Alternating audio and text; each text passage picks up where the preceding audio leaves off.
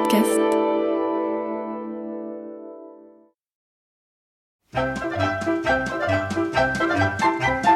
Les aventures de Tintin d'après Hergé, une émission de Nicole Strauss et Jacques Langeais.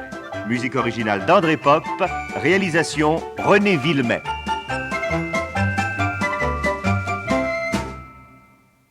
Tintin en Amérique, 7e épisode. Dès son arrivée aux États-Unis, Tintin a été contré par les gangsters qu'il avait pour mission de combattre. Mais grâce à son habileté et aussi à un heureux concours de circonstances, le jeune reporter a échappé à tous les pièges semés sur sa route. Il a même contre-attaqué. Et son dernier stratagème a permis à la police d'arrêter 4 dangereux gangsters, dont le chef, Bobby Smiles, rival d'Al Capone, parvient pourtant à fuir en voiture de course. Tintin et Milou regagnent leur appartement de Chicago. Bientôt, le jeune homme reçoit 2 dépêches signalant l'arrivée de Bobby Smiles près des territoires des Indiens, dans une petite ville nommée fort à propos Redskin City, c'est-à-dire la ville peau-rouge. Tintin et Milou partent et arrivent sur les lieux 48 heures plus tard. Notre ami adopte tout de suite le costume cow-boy et décide d'acheter un cheval, seul moyen de locomotion vraiment pratique dans ce pays de montagnes et d'immenses plaines herbeuses. Mais ce que Tintin ignore, c'est que sa présence à Redskin City a été signalée à Bobby Smiles. Nous retrouvons notre jeune cow-boy alors qu'il va acquérir un cheval de selle. Voilà.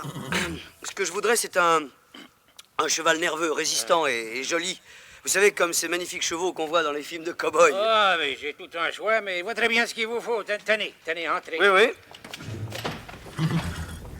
Ah, dis donc, on y voit guère dans votre écurie. Bon habitués. Oui. Tenez, celui-là, il est très bien. Il est beau, en tout cas. Il a 2 ans et demi, c'est un cheval pie, très doux. J'ai d'ailleurs donné à une autre fille, Béatrice. Là, tout doux, Béatrice. Oh! Dites-moi, autant que je peux voir, il me paraît tout à fait OK. Hein. Alors, je le détache. Oui, oui.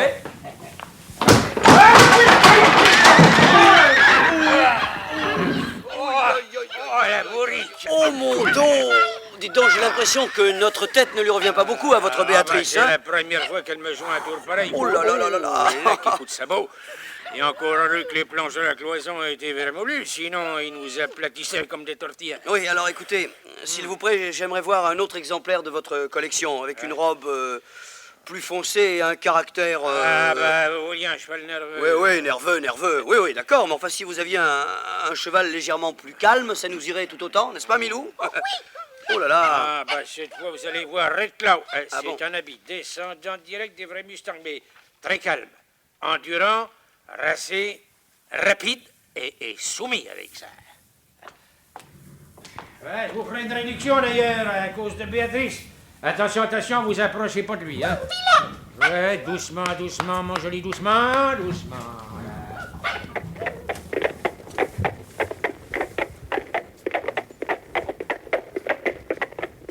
Là, qu'en dites-vous? Hein? Il est très beau.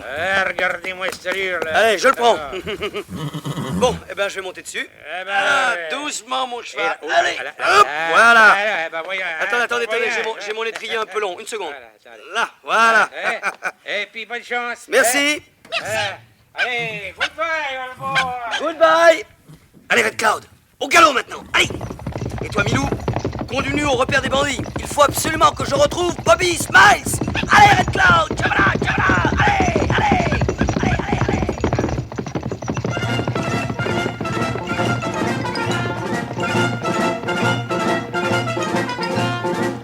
Tintin monte comme un vrai jockey chevronné. Penché sur l'encolure, il encourage Red Cloud de la voix et de la main. Devant eux, Milou, qui grâce à son flair leur sert de guide. Dans cette immense prairie se dressent de temps à autre quelques-uns de ces cactus géants qu'on appelle aussi candélabres. Enfin, 20 minutes plus tard, nos amis arrivent en vue d'une petite cabane en planches.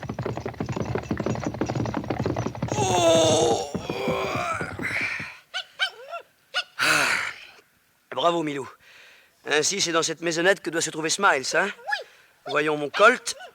Là. Et maintenant, Milou, approchons-nous doucement par derrière. Et toi, Red Cloud, sois bien sage, hein? Attention, nous y sommes. La porte est entr'ouverte. Alors... On les mains! Tiens. Personne? La maison est vide. cavalier, là-bas, c'est lui. C'est Smiles. Vite dehors, il faut le rattraper, vite. Allez, Milou, saute. Allez, en travers de la scène, n'aie pas peur. Et tiens-toi bien, hein, parfait. Allez, en avant. Allez, Red Cloud, en avant. Allez, tchabala, tchabala, tchabala. Allez, au galop. On a dû le prévenir de mon arrivée. Ou alors il nous aura vus. Sur cette plaine lue, c'est bien possible.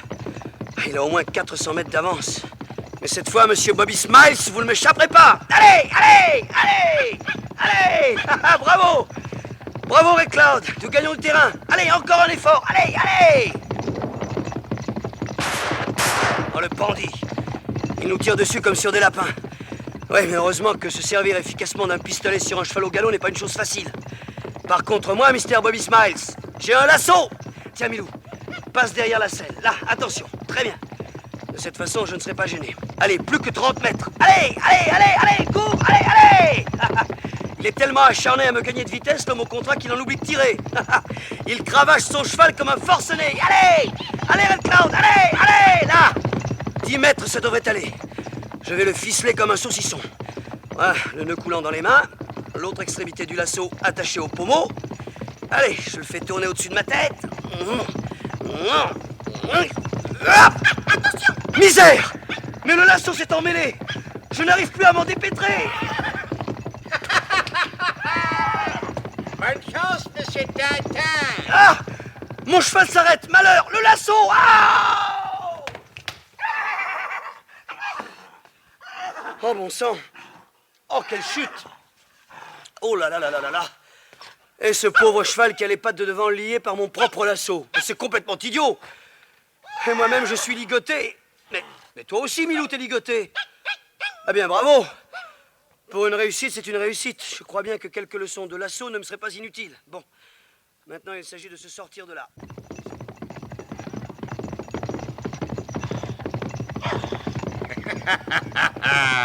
Le maladroit.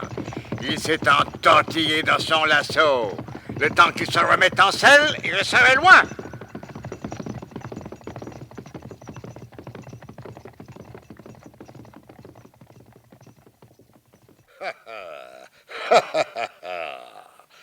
Le visage pâle ne nous a pas vus. Le grand Sassem a été avisé de guetter du haut de la falaise. Les guerriers sont prêts? Condor affable? Ils sont dissimulés en bas, derrière les rossets. Alors, allons les rejoindre.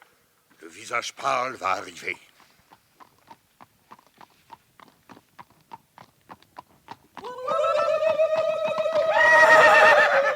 Ne faites pas de mal au visage pâle, valeureux guerrier. Mais qu'ils descendent de cheval et viennent vers moi. Ami, moi, ami des Indiens, toujours. Allons, avance, visage pâle, et écoute notre grand Sassem. Go, salut, puissance Hachem. Que la paix soit avec toi. Salut, ô visage pâle. Que viens-tu faire sur le territoire de chasse des Pieds Noirs? Allons, réponds. Mais gare à toi si ta langue est menteuse. Ma langue ne ment jamais, puissance Hachem. Je suis venu vers toi en ami pour te prévenir. Que peux-tu apprendre à l'atto pour regard perçant, notre grand Sassem, qu'il ne sasse des as? Mais ne t'énerve pas, guerrier. Je... Parle, visage pâle aux yeux cerclés d'écailles. Grand Sachem, un jeune guerrier blanc vient vers vous. Il porte le costume des hommes de la prairie. Des gardiens de bœufs, veux-tu dire? Des cowboys, oui. Et après? Nous vivons en bons termes avec ces visages pâles épris de liberté. Oui, mais le cœur de celui-là est plein de haine. Et sa langue est fauchée. Si sa langue est fourchue, c'est sans doute parce qu'il dit toujours des mensonges. Et s'il dit des mensonges, c'est qu'il est fourbe. Et alors le grand Sassem, dans sa sagesse extrême, va certainement... Allons, calme-toi, Condor affable. Ton regard perçant sait ce qu'il a à faire. Bien, grand Sassem. Continue, ô visage pâle. Oui, je te disais donc de te méfier de ce jeune guerrier blanc. Il vient ici pour dépouiller les Pieds Noirs de leur territoire de chasse. J'ai dit. Oh oh! Oh oh! Oh oh oh! Grand Sassem, la hasse. Quoi, l'as? La hasse de guerre. Ah, c'est vrai, Condor affable. La hache de guerre. Ce jeune guerrier, Grand Sachem, est une calamité pire que le tonnerre, l'inondation, la famine et l'eczéma, le tout réuni. Tu as bien parlé, ô visage pâle. Et nous te prions de venir jusqu'à notre village. Tu es notre invité, très honoré, car tu as rendu un grand service aux Pieds Noirs. À mes côtés, tu les guideras sur le sentier de la guerre, jusqu'à ce que le visage pâle au cœur haineux soit anéanti. Ok, Grand Sachem, en route!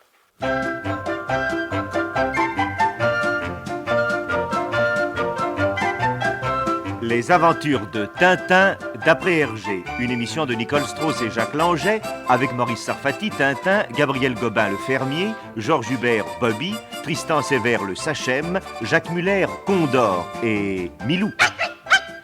Musique originale d'André Pop, bruitage et effets sonores Joël Noël, chef opérateur du son Jean Jusforgue, assistant Jean-Claude Létard, réalisation René Villemet.